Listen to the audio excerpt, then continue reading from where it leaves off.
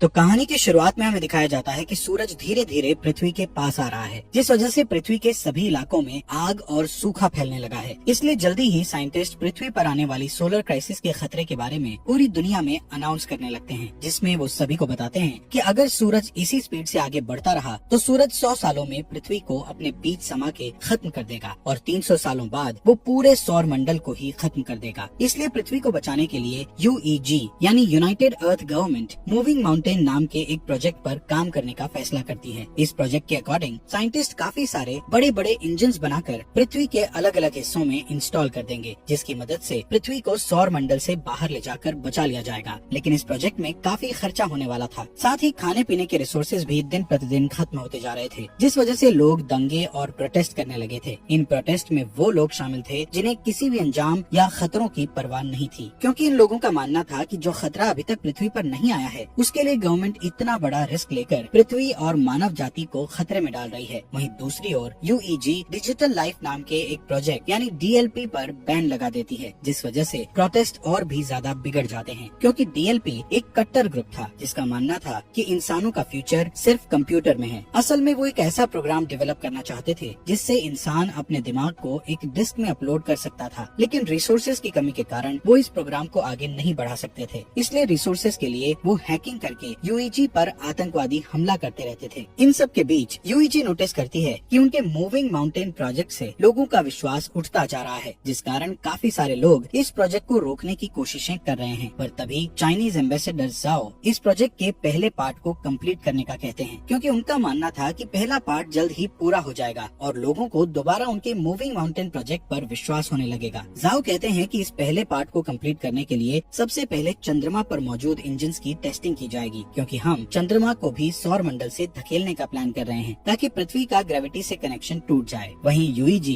इस टास्क को कंप्लीट करने के लिए कई लोगों को एस्ट्रोनॉट्स के रूप में ट्रेन करने वाली थी, इसलिए वो कुछ सोल्जर्स को बेस पर इकट्ठा करती है, जहां हम लियू नाम के एक पायलट को देखते हैं। तभी लियू देखता है कि बेस प्रोटेस्टर्स से घिरा हुआ है और गार्ड्स उन्हें रोकने की कोशिश कर रहे हैं। उसी वक्त एक प्रोटेस्टर बेस के अंदर घुस आता है, पर हैन नाम की लड़की उस आदमी को मारकर नीचे गिरा देती है। ये देखकर लियू हैन से काफी इम्प्रेस होता है और उसके साथ जिंदगी गुजारने के सपने देखने लगता है। इसके बाद सभी ट्रेनीज को एक एलिवेटर में बैठकर अंतरिक्ष में भेज दिया जाता है, क्योंकि उनका पहला टेस्ट अंतरिक्ष में होने वाला था। ये अभी तक का सबसे ऊंचा एलिवेटर था। इस एलिवेटर के ऊपर जाने की स्पीड इतनी तेज थी कि कुछ ट्रेनीज बेहोश हो जाते हैं, जिस कारण वो उस स्टेशन को भी नहीं देख पाते जो कि मूविंग माउंटेन प्रोजेक्ट के लिए बनाया जा रहा था। यहाँ सभी ट्रेनीज को फाइटिंग स्किल्स सिखाते हुए फायर आर्म्स का यूज करना सिखाया जाता है। इसके अलावा उन्हें बार बार एलिवेटर से ट्रेवल करवाया जाता है ताकि उन्हें फ्यूचर में एलिवेटर से ट्रेवल करने में किसी भी तरह की परेशानी का सामना ना करना पड़े। साथ ही सभी का मेडिकल टेस्ट करके उन्हें डेली एक्सरसाइज करवाई जाती है। इस ट्रेनिंग के दौरान लियू और हैन एक दूसरे को पसंद करने लगते हैं और उन्हें प्यार हो जाता है। फिर एक दिन लियू गार्ड को सिगरेट की घूस देता है और बेस के अंदर एक गुलदस्ता ले आता है, जिसे वो हैन को देते हुए उसे प्रपोज कर देता है। इसी सुबह एस्ट्रोनॉट्स का एक नया बैच वहाँ आता है और एलिवेटर में शामिल हो जाता है। तभी अचानक से बेस में मौजूद ड्रोन्स बाहर आने लगते हैं, जिससे इंजीनियर्स को पता चलता है कि उनका सिस्टम हैक हो गया है। इसी दौरान एलिवेटर अपने शेड्यूल से पहले ऊपर जाने लगते हैं। दूसरी ओर एलिवेटर में शामिल हुए नए एस्ट्रोनॉट्स अपने कपड़े बदलने लगते हैं। तब लियू और हैन नोटिस करते हैं कि नए एस्ट्रोनॉट्स ट्रेनीज के नाम की यूनिफॉर्म पहन रहे हैं, जिससे वो समझ जाते हैं कि वो लोग कोई एस्ट्रोनॉट्स नहीं बल्कि आतंकवादी हैं। यहाँ बेस में सभी ड्रोन्स अटैक करके आग लगाने लगते हैं, जिन्हें रोकने के लिए पायलट उन पर अटैक करते हैं, लेकिन ड्रोन्स पर निशाना नहीं बना सकते थे, क्योंकि साइंटिस्ट ने सिस्टम को इस तरह बनाया था कि वो अपने ड्रोन्स पर अटैक ना कर सके। वहीं ड्रोन्स हैक हो चुके थे, इसलिए वो सिस्टम पर अटैक कर रहे थे। इस तरह अटैक करते हुए ड्रोन्स एक एलिवेटर को नीचे गिरा देते हैं। दूसरी तरफ एलिवेटर में आतंकवादी सभी ट्रेनीज से उनकी ID चुराते हैं और सभी गेट्स को बंद करके ट्रेनीज की कुर्सियों को लॉक कर देते हैं। यहाँ जो भी उन लोगों को रोकने की कोशिश करता है उन्हें बुरी तरह पीटा जाता है। इस एलिवेटर के दूसरे रूम में लियू होता है, जो कि अपनी कुर्सी छोड़ देता है और अपने चश्मे का यूज करके गेट की लॉक स्क्रीन को धूप से जलाकर गेट ओपन कर लेता है। इस गेट की दूसरी साइड जाकर लियू देखता है कि उसका एक साथी बुरी तरह घायल है, क्योंकि आतंकवादियों ने उसे बुरी तरह पीटा था। इसलिए लियू उन आतंकवादियों के पीछे जाता है और उनसे लड़ने लगता है। इस फाइट में एक आतंकवादी ऊंचाई से गिरकर मर जाता है, जिसके बाद लियू एक फायर एक्सटिंग्विशर को लेकर दूसरे आदमी का पीछा करता है। इस बीच वो आतंकवादी चोरी की गई ID से एलिवेटर को स्टेशन तक पहुंचा देता है। ठीक उसी समय ड्रोन उन पर एक मिसाइल से अटैक करते हैं। इस दौरान बेस में साइंटिस्ट 550C नाम के इंटेलिजेंट क्वांटम क्वांटम कंप्यूटर की मदद से सिस्टम को हैकर से सेव कर लेते हैं, जिसके तुरंत बाद ड्रोन्स जमीन पर गिरकर ब्लास्ट हो जाते हैं और फिर साइंटिस्ट द्वारा एलिवेटर को वापस नीचे खींच लिया जाता है। यहाँ ल्यू अभी भी उस आतंकवादी से लड़ रहा था। तभी हैन एक मैकेनिकल हाथ की मदद से विंडो को तोड़ती है और ल्यू के पास आकर उस आतंकवादी को मारने में उसकी मदद करती है। इसके बाद हैन गुस्से में ल्यू से दोबारा फ्लावर्स मांगती है, क्योंकि इस फाइट के दौरान उसके सभी फ्लावर्स टूट चुके थे। तभी अचानक से उसका स्टेशन बेस पर गिरने लगता है, क्योंकि उस आतंकवादी ने मरने से पहले डेटोनेटर दबा दिया था। ये स्टेशन बेस पर गिरकर क्रैश हो जाता है, जिससे बेस पर मौजूद बिल्डिंग्स ब्लास्ट हो जाती है और एलिवेटर भी अचानक से जमीन पर गिर जाता है, जिससे सभी ट्रेनीज भी इस एक्सीडेंट के शिकार बन जाते हैं। हालांकि ल्यू और हैन सही सलामत होते हैं। इसी दिन न्यूज पर बताया जाता है कि इस ब्लास्ट में लगभग 3000 लोगों की जान जा चुकी है और 5 से भी ज्यादा लोग घायल हुए हैं। यूईजी के बनाए स्टेशन के क्रैश होने के कारण कई लोगों की जानें गई थी, इसलिए लोग और भी प्रोटेस्ट करने लगते हैं। इस प्रोटेस्ट में आतंकवादी हमले और दंगे भी होते हैं। सभी प्रोटेस्टर गवर्नमेंट से डीएलपी को वापस लेने की मांग कर रहे थे। यहाँ जाओ अपनी असिस्टेंट से उस स्पीच को पढ़ने के लिए कहता है, जिसे उसने यूईजी के प्रोजेक्ट में विश्वास रखने के लिए लिखा था। इसी दौरान जाओ अमेरिकन एम्बेसडर के साथ बातचीत करता है और उनसे प्रोजेक्ट पर काम करने के लिए एक और मौका मांगता है। कुछ हफ्ते बाद क्रायो स्लीपिंग पॉड्स में लोगों को रखकर चंद्रमा पर भेजा जाता है, ताकि वो चंद्रमा पर जाकर इंजन पर काम जारी रख सकें। इस बीच हेंग्यू नाम का कंप्यूटर इंजीनियर क्रायो स्लीप से उठता है, जो कि 550A नाम के एआई और उसकी बेटी याया की एक रिकॉर्डिंग को चेक करता है। दरअसल 550A की मदद से ही याया हेंग्यू से बात करती थी। यहाँ पता चलता है कि हेंग्यू पहले डीएलपी के लिए काम करता था, लेकिन 550C तक पहुँचने के लिए वो चंद्रमा पर काम करने आया है। असल में 500C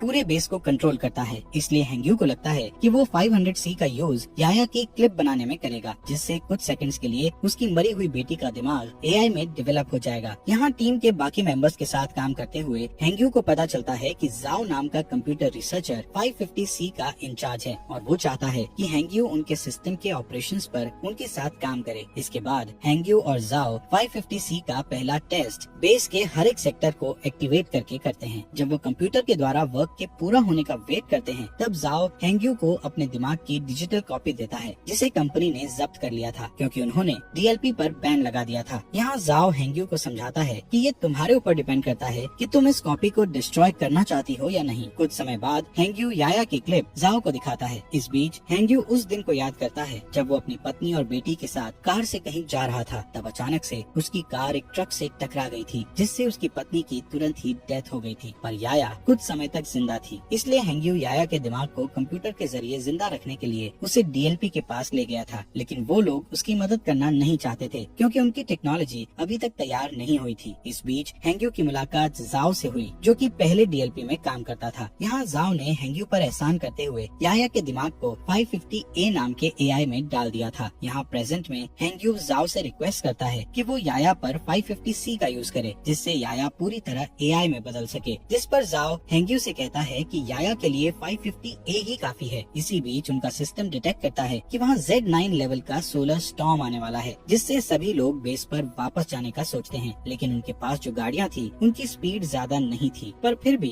वो कोशिश करते हैं और किसी तरह सभी इंजन्स को बेस में रखकर उन्हें सोलर स्टॉर्म से बचा लेते हैं। पर इस प्रोसेस में 550C एआई बुरी तरह जल जाता है, जबकि प्रोजेक्ट को 3 दिनों में लॉन्च करना था, जिसके लिए उन्हें एक एआई की बहुत ज्यादा जरूरत थी। तब हेंग्यू जाओ को अपना 550A एआई देने को कहता है, लेकिन इसके बदले वो फ्यूचर में 550 मॉडल्स डेवलप करने वाली टीम में खुद को शामिल करने का कहता है, जिस पर जाओ मान जाता है और हेंग्यू एआई से याया के दिमाग के डिस्क निकाल लेता है। 3 दिन के बाद टीम इंजन्स का टेस्ट करती है। तब चंद्रमा कुछ सेकंड्स के लिए अपनी जगह से थोड़ा सा शिफ्ट हो जाता है, जिसे देखकर टीम बहुत खुश हो जाती है, क्योंकि इससे साबित हो जाएगा कि 20 साल में वो पूरी तरह से चंद्रमा को पृथ्वी से दूर कर देंगे। इसके अलावा टीम की इस सफलता से पूरी दुनिया के लोगों को मूविंग माउंटेन प्रोजेक्ट पर विश्वास हो जाता है। कुछ महीने बाद वो पृथ्वी पर इंजन का टेस्ट करते हैं, जिससे सभी स्क्रीन ब्लैक हो जाती हैं और लोगों को लगता है कि उनका टेस्ट फेल हो गया है। लेकिन अचानक उन्हें फील होता है कि जमीन हिल रही है। वहीं दूसरी ओर बेस पर मौजूद एस्ट्रोनॉट्स को आसमान में एक लाइट जलती हुई दिखती है। इससे यूईजी के साइंटिस्ट प्रूव करते हैं कि पृथ्वी अपनी जगह से थोड़ी दूर पर शिफ्ट हुई है। ये जानकर पूरी दुनिया जश्न मनाने लगती है। इसी तरह कई साल बीत जाते हैं और यूईजी बहुत ही शक्तिशाली इंजन्स को बनाता है, जो कि पृथ्वी और चंद्रमा को धक्का देकर मूव करके सौर मंडल से दूर कर देगा। साथ ही इस प्रोजेक्ट का नाम अब द वेंडरिंग अर्थ रखा जाता है और 550C द्वारा कई बिल्डिंग्स को बनाया जाता है। जाता है, जिसके बाद यूईजी हर साल एक नया टेस्ट करती है जिससे उनकी थ्योरी सही साबित होती है। इस तरह लोग यूईजी के प्रोजेक्ट को पूरी तरह एक्सेप्ट कर लेते हैं, जिस कारण डीएलपी पूरी तरह से गायब हो जाता है। इसके अलावा लोगों में ये भी चर्चा होती है कि गवर्नमेंट ने जो अंडरग्राउंड सिटीज बनाई है उनके अंदर जाने के लिए लोगों को पास खरीदने होंगे। यहाँ पता चलता है कि हर साल पृथ्वी का रोटेशन धीमा हो रहा था, जिससे एक दिन में 24 घंटे की जगह 60 घंटे का सिस्टम हो गया है और ग्लोबल इंटरनेट भी अब बंद हो चुका था। साथ ही पृथ्वी पर अब बाढ़ और सोलर रेडिएशन जैसी समस्याएं लगी थी, जिससे कैंसर की बीमारी बढ़ने लगती है। इधर ल्यू और हैन शादी कर लेते हैं और उनका एक बेबी बॉय होता है। वो दोनों परेशान होते हैं क्योंकि उन्हें उनके बेटे के लिए अंडरग्राउंड सिटीज का पास नहीं मिला था। इसी बीच हैन को कैंसर हो जाता है, जिससे वो दोनों और भी परेशान हो जाते हैं। यहाँ हैंग्यो नए 500 डेवलपमेंट की हेल्प से याया के लिए एआई बनाता है, जिसे वो 550W का नाम देता है। यहाँ हमें बताया जाता है कि स्टेशन को गिरे हुए 14 साल बीत चुके हैं और अब ल्यू मेजर की पोस्ट पर आ चुका है। एक दिन ल्यू को अंतरिक्ष में भेजने के लिए उसका इंटरव्यू लिया जाता है। यहाँ 550W उसका इंटरव्यू लेता है और बताता है कि ल्यू की स्किल्स इम्प्रेसिव हैं। इसके अलावा 550W ल्यू की फैमिली में हो रही परेशानियों के बारे में भी बताता है और कहता है कि ल्यू को पृथ्वी पर रहकर अपनी फैमिली की देखभाल करनी चाहिए। जिस पर ल्यू कहता है कि मुझे अपनी फैमिली को पीछे छोड़ने का दुख है, लेकिन मुझे अपने बेटे को अंडरग्राउंड सिटी में भेजने के लिए बेस पर आकर काम करना पड़ेगा। यहाँ मिरर के दूसरी साइड प्रोजेक्ट के इंचार्ज साइंटिस्ट इस इंटरव्यू को सुन रहे थे, जिसमें हैंग्यू ल्यू की बातें सुनकर अपनी बेटी की याद करने लगता है। इसके बाद 550W बताता है कि हैन की जल्दी ही डेथ होने वाली है, जिस कारण ल्यू पूरी तरह से टूट जाएगा और स्ट्रेस टेस्ट में फेल हो जाएगा। इंटरव्यू के बाद ल्यू हैन के साथ टाइम स्पेंड करने के लिए हॉस्पिटल जाता है, जहाँ हैन कहती है मैं आखिरी बार अपने होम टाउन को देखना चाहती हूँ, पर मौसम की समस्याओं के कारण उसे होम टाउन में ले जाना बहुत मुश्किल था। इधर हैंग्यू ल्यू की बातों से इतना इमोशनल हो गया था कि वो चोरी से बेस में घुसकर याया के दिमाग को 550W से जोड़ देता है और उसे सिस्टम में देखने लगता है, जिससे वो इमोशनल होकर रोने लगता है। तभी जाओ गार्ड्स के साथ वहाँ आ जाता है और हैंग्यू को समझाने लगता है कि उसे याया की डेथ को एक्सेप्ट करना होगा, जिस पर हैंग्यू मना कर देता है और याया को पूरी तरह से 550W में अपलोड कर देता है, जिससे चंद्रमा के सिस्टम में तुरंत प्रॉब्लम आना शुरू हो जाती है और सभी इंजन्स फेल होने लगते हैं। इसके बाद गार्ड्स हैंग्यू को पकड़ लेते हैं और अपने साथ ले जाते हैं। इधर जाओ याया के डिस्क को निकालकर 550W एआई को बंद कर देता है। इस बीच ल्यू अपने पुराने दोस्तों के जरिए एक जेट उधार लेता है और हैन को उसके होम टाउन ले जाता है। कुछ ही समय में वो शंघाई सिटी में लैंड करते हैं, जो कि अब बर्फ से जमी हुई बंजर जमीन बन चुकी थी। दोनों सितारों को देखते हुए बातें करते हैं, जहाँ हैन ल्यू से कहती है कि मैं समय आने पर शान से मरना चाहती हूँ। यहाँ यूईजी के लोग हैंग्यू के द्वारा की गई सिस्टम प्रॉब्लम्स के बारे में बात करते हैं और नोटिस करते हैं कि ये उस हैकिंग की तरह ही है जो कुछ सालों पहले ड्रोन और एलिवेटर के साथ की गई थी। इसलिए सभी 550W के सिस्टम को हैक करके सही करने का सोचते हैं, लेकिन वो हर बार ब्लॉक हो जाते हैं। तभी अचानक चंद्रमा के इंजन ब्लास्ट हो जाते हैं, जिससे चंद्रमा पृथ्वी की ओर आने लगता है। दूसरी तरफ जाओ समुद्र के पास खड़ा होता है और सभी देशों के लीडर्स को एक इमरजेंसी अलर्ट सेंड करता है, क्योंकि सुनामी धीरे धीरे बढ़ रही थी, जो जल्द ही जमीन से टकरा जाती है। इस इमरजेंसी के कारण ल्यू को भी वापस ड्यूटी पर बुलाया जाता है। वहीं लीडर्स पहले से ही अंडरग्राउंड सिटी को खोलना शुरू कर देते हैं ताकि वो सुनामी से लोगों की जान बचा सकें। यहाँ ल्यू के मिशन पर जाने से पहले ही हैन की डेथ हो जाती है, इसलिए उनके बेटे को हैन के पिता अंडरग्राउंड सिटी में मिल जाते हैं। इस बीच जाओ यूईजी से सपोर्ट मांगते हुए कहता है कि उन्हें पृथ्वी के सभी परमाणु हथियारों का यूज करके चंद्रमा पर अटैक करना होगा, ताकि वो चंद्रमा को पृथ्वी से टकराने से रोक सकें, जिस पर सभी देश अपने अपने हथियार सौंपने के लिए मान जाते हैं। इस बीच जाओ हैंग्यू से मिलने के लिए जेल में जाता है और उसे बताता है कि वो पृथ्वी के इंजन्स को जल्द से जल्द एक्टिव करना चाहते हैं, लेकिन इसके लिए उन्हें ग्लोबल इंटरनेट को फिर से एक्टिव करना पड़ेगा। साथ ही जाओ बताता है कि इंटरनेट का एक सर्वर पानी में डूब गया है, जिसकी केयर करने के लिए उन्हें हैंग्यू की जरूरत है, लेकिन हैंग्यू जाओ की बात नहीं मानता है। तब जाओ उसे याया के दिमाग की डिस्क दिखाकर उसे ब्लैकमेल करता है, जिससे हैंग्यू को उसकी बात माननी पड़ती है। इसके बाद हम देखते हैं कि परमाणु को ट्रांसपोर्ट करने के लिए ल्यू के साथ साथ कई पायलट को चुना जाता है। वहीं पृथ्वी पर मिसिंग इंटरनेट सर्विस की देखभाल के लिए 3 टीम्स को बीजिंग, टोक्यो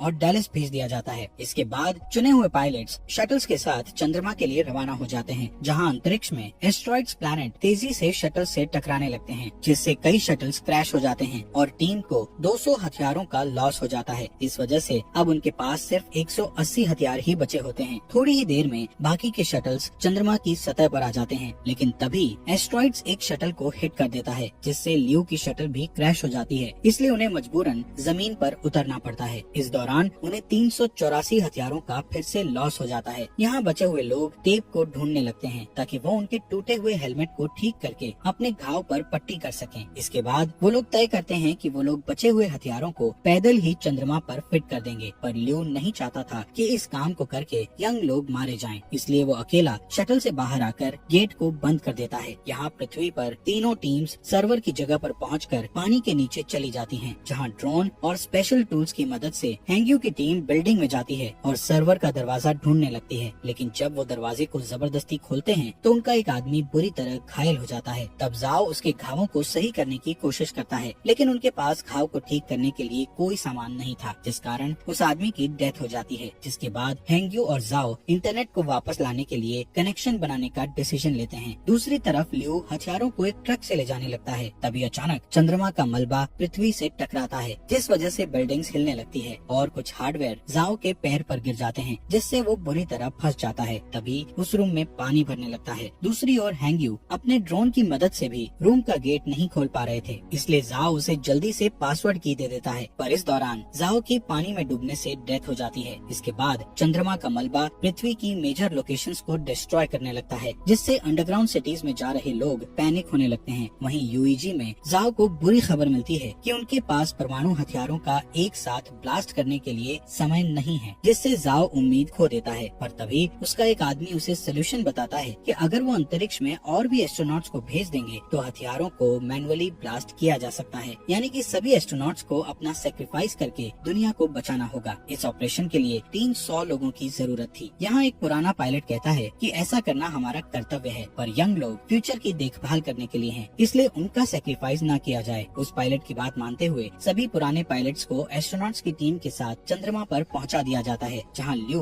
उन्हें आता हुआ देखकर चौंक जाता है। लेकिन उसका कम्युनिकेटर टूट गया था, इसलिए वो पृथ्वी पर वापस लौटने से पहले अपने पुराने टीचर और ट्रेनिंग पार्टनर्स को गुड बाय नहीं बोल पाता है। दूसरी ओर यूईजी बताती है कि टोक्यो और डैलस के सर्वर वापस आ चुके हैं, लेकिन बीजिंग का सर्वर अभी तक नहीं आया है। यहाँ बीजिंग में हम हैंग्यू को देखते हैं, जिसके रूम में पानी भरने लगता है और वो की को सही कंप्यूटर से नहीं जोड़ पाता। तभी चंद्रमा पर एस्ट्रोनॉट्स सभी परमाणु हथियारों को ब्लास्ट करने लगते हैं। ठीक उसी समय हैंग्यू भी उसकी माइंड डिस्क को एक कंप्यूटर से जोड़ देता है, जिससे चंद्रमा पूरी तरह ब्लास्ट हो जाता है। पर अब चंद्रमा का मलबा तेजी से पृथ्वी की ओर आ रहा था, इसलिए पृथ्वी को जल्द ही वहाँ से हटाने की जरूरत होती है। यहाँ हैंग्यू याया की क्लिप को एक्टिव करता है और उसे की दिखाकर अंदर से इंटरनेट को एक्टिव करने के लिए कहता है। तभी रूम में पानी भर जाता है, जिससे हैंग्यू की भी डेथ हो जाती है। वहीं चंद्रमा का मलबा पूरी दुनिया में गिरने लगता है। तभी यूईजी इमरजेंसी मैसेज भेजकर बताता है कि उनका मिशन फेल हो चुका है, जिससे शहरों में दंगे होने लगते हैं। वहीं जाओ हार नहीं मानता और अपनी टीम को इंजन्स में आग लगाने को कहकर उन्हें उल्टी गिनती शुरू करने को कहता है। इसी दौरान बीजिंग में हैंग्यू का दिमाग अचानक कंप्यूटर के अंदर एक्टिव हो जाता है, जहां वो अपनी बेटी से दोबारा मिलकर बहुत खुश होता है। इसके बाद हैंग्यू एआई में जाकर इंटरनेट सर्वर को एक्टिव कर देता है। तभी जाओ के आदेशों का पालन करते हुए एक आदमी इंजन्स को स्टार्ट कर देता है और फिर देखते ही देखते पृथ्वी मूव करने लगती है और चंद्रमा के मलबे से बच जाती है। ये देखकर पूरी दुनिया के लोग जश्न मनाते हैं। यहाँ लियो शटल से ही पृथ्वी को हिलते हुए देखता है, इसलिए वो जल्दी से वीडियो रिकॉर्ड करता है ताकि वो अपने बेटे को ये सीन दिखा सके। दूसरी ओर हैंग्यू और याया के दिमाग का बैकअप 550W में एक साथ मिक्स हो जाता है। इसके बाद हमें 7 साल बाद का सीन दिखाया जाता है, जहाँ पृथ्वी वापस से 24 आवर के सिस्टम में आ चुकी है और जाओ रिटायर्ड हो चुका है। लेकिन अब उनकी असिस्टेंट यूईजी में उनकी लेगेसी को आगे बढ़ा रही है। अब क्योंकि चंद्रमा से उनको कोई भी खतरा नहीं है, इसलिए वो अपने प्लान का सेकंड पार्ट शुरू करते हैं, जिसमें वो 10 साल के अंदर जुपिटर प्लैनेट के पास से उड़ेंगे और फिर पृथ्वी को हमेशा के लिए सौर मंडल से बाहर कर देंगे। इसलिए इंजन्स पर नजर रखने के लिए एक स्पेस स्टेशन बनाया गया है, जिसका इंचार्ज लियो है। और इसी के साथ ये मूवी यहीं पर खत्म हो जाती है। दोस्तों, आपका दिल से शुक्रिया आपके अपने फॉक्स एक्सप्लेनर हिंदी चैनल को सब्सक्राइब करने के लिए।